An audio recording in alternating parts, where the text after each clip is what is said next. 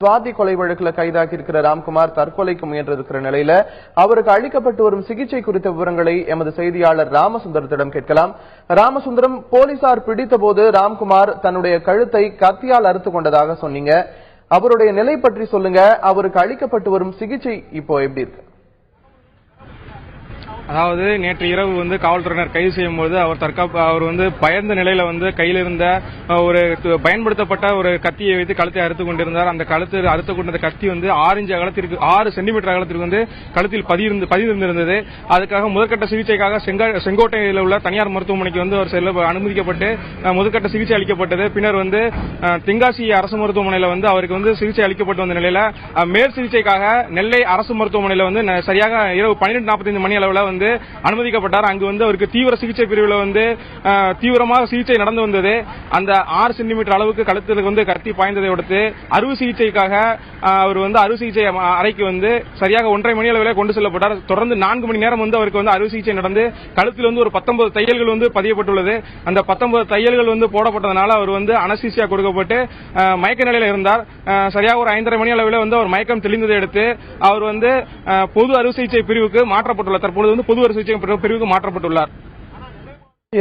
இந்த அறுவை சிகிச்சைக்கு பிறகு ராம்குமாருடைய உடல்நிலை இப்ப எப்படி இருக்கு?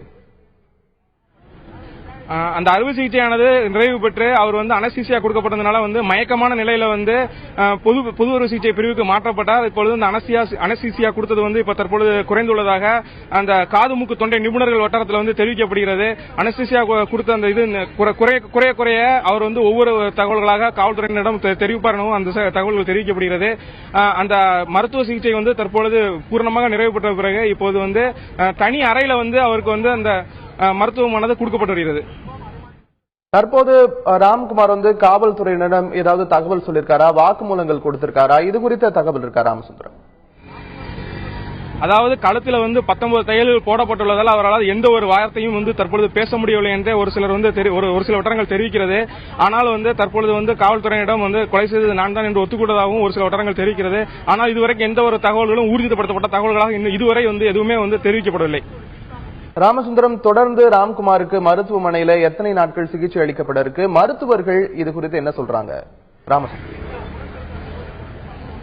கழுத்தில் 6 சென்டிமீட்டர் அளவிற்கு கத்தி பாய்ந்ததனால அவருக்கு 19 தையல்கள் போடப்பட்டு மருத்துவமனையில் அனுமதிக்கப்பட்டிருக்கிறார். அவர் ஒரு வாரம் வரைக்கும் மருத்துவமனையில் தங்கி இருந்து சிகிச்சை பெறலாம் என மருத்துவ வட்டாரங்கள் தெரிவிக்கிறது. ஆனால் இந்த சிகிச்சை இங்கிருந்து மாற்று மருத்துவமனைக்கு மாற்றி அங்கு சிகிச்சை பெறலாம் எனவும் ஒரு சில வட்டாரங்கள் தெரிவிக்கிறது.